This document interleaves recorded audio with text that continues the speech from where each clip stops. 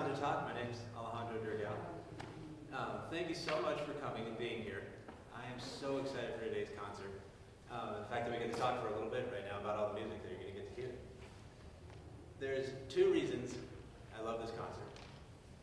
One is that MC has a new friend, and it's Turnbull, the person who, the composer of the second piece on this program. We made a little promotional video and put it on Instagram, and he liked it, right? And then updated his website to promote this concert and said, if you're in Kansas City, go hear my piece. So it's just so cool when a living composer, like, you know, you get to make an actual connection like that to the person who wrote the music. And then the other reason I'm so happy about today is, right now, by being here, we're all participating in a really ancient tradition.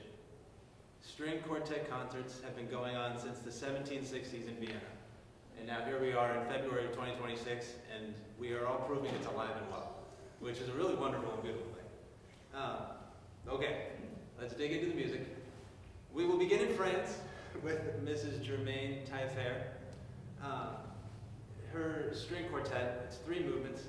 The thing that's really special about her is she's born in the 1890s, and then obviously lives her entire working life in the 20th century, and she dies in the very recent year of 1983. I'm sure there's plenty of people in this room who remember the year 1983, right? So, and what she does is she acts as a bridge between centuries. I think, kind of to put it in perspective, I'll give a little like personal anecdote. Like, I was born in the 1990s, right? My entire working life is going to be in the 21st century. In every way, I'm a 21st century person.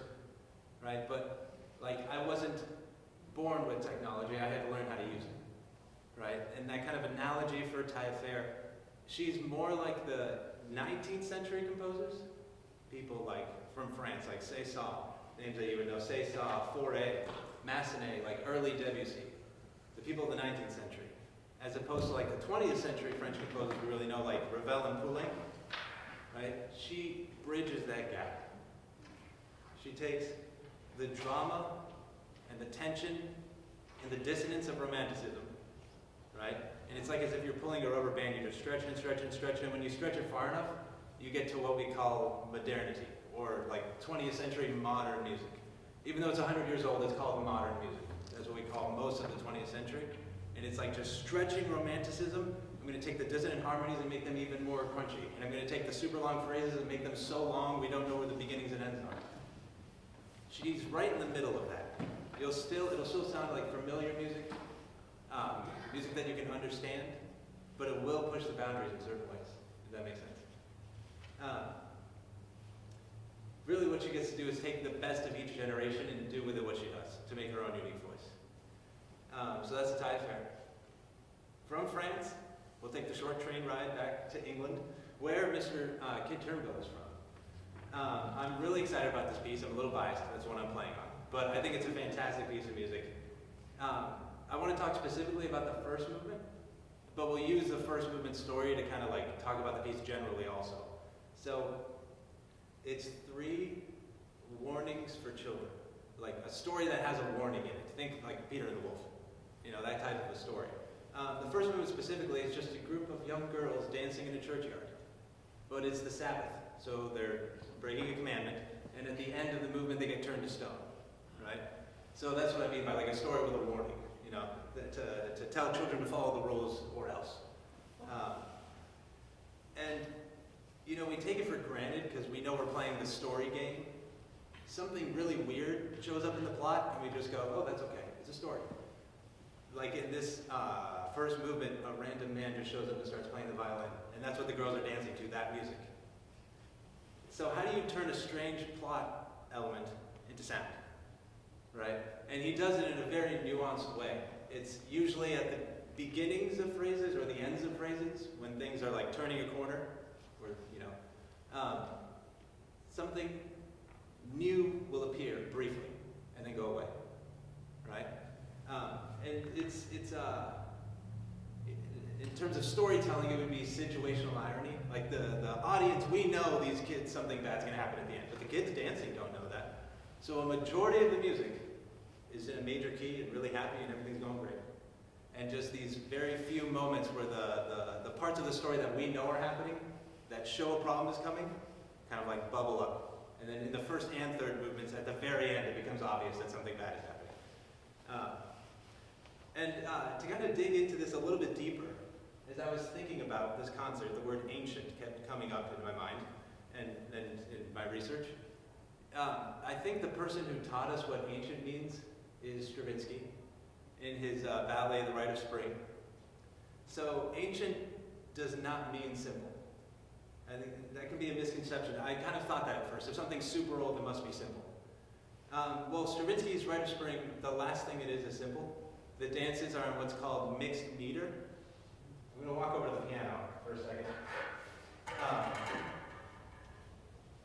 So most dances we've all danced are in 3 or in 4. So if we're dancing in 3, 1, 2, 3, 1, 2, 3, we've all waltzed. If we're dancing in 4,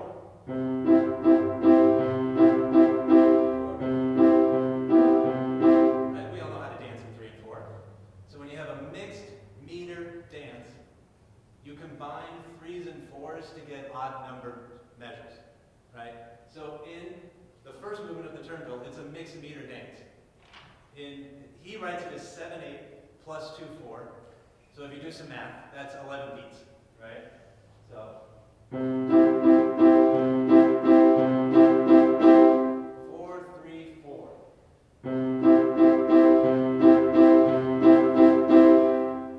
Right? That's my virtuosic piano playing. So that's the mixed meter dance in 11.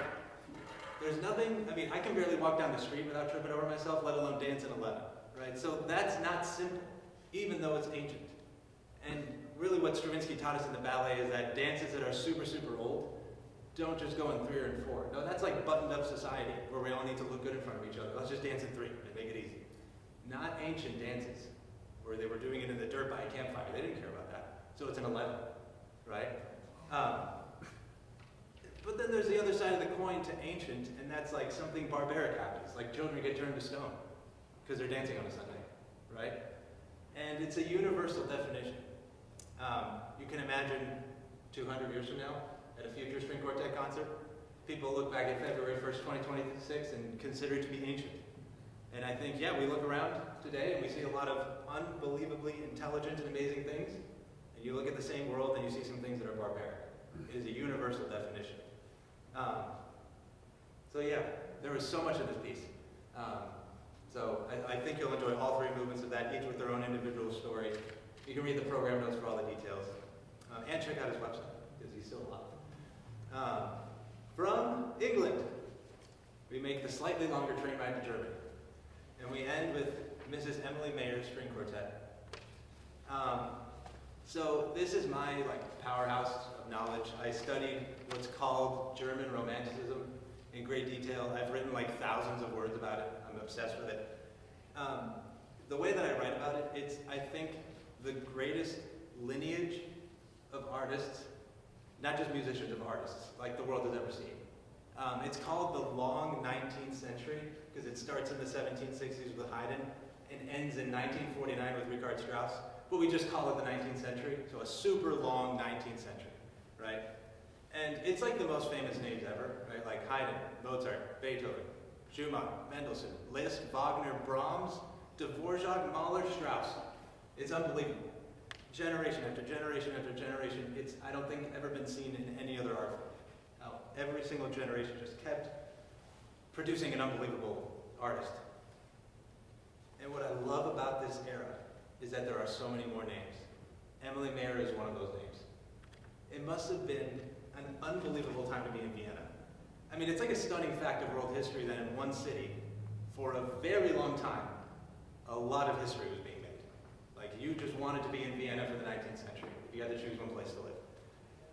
And it's cool, if you were at a string quartet concert then, it would be safe to say all the composers on the program would be alive.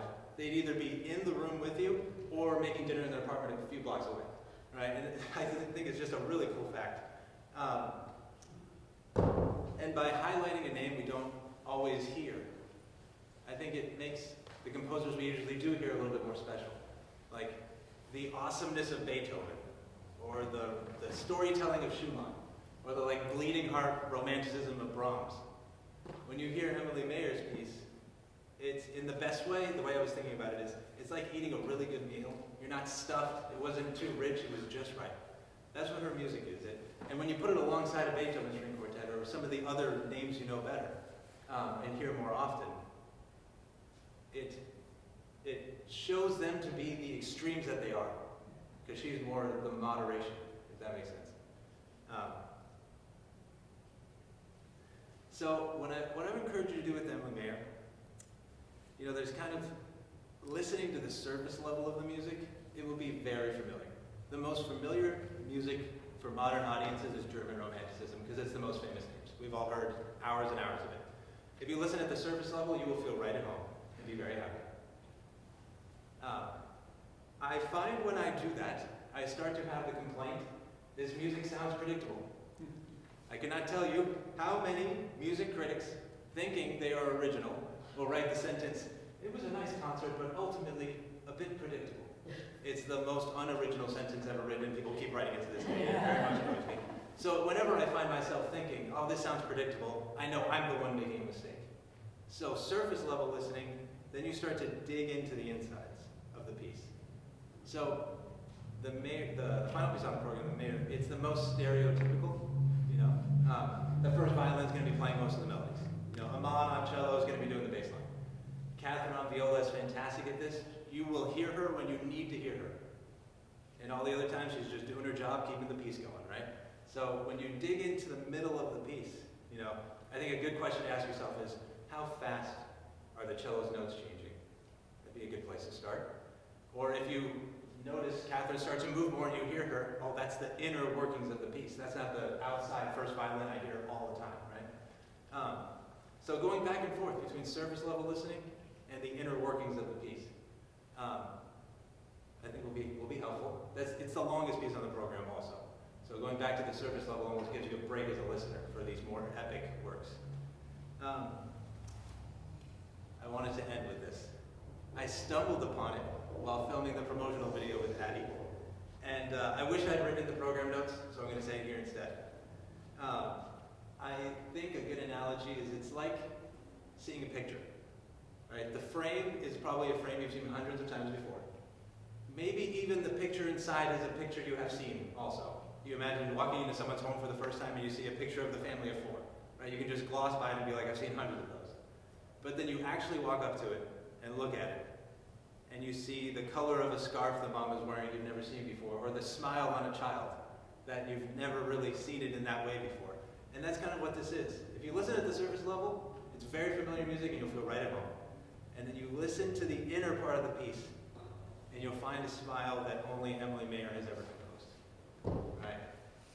I love these little talks. They always go by way too fast. That's all I prepared. So 3 pieces today. Thank you so much for being here. It's going to be just a huge pleasure. Thank you.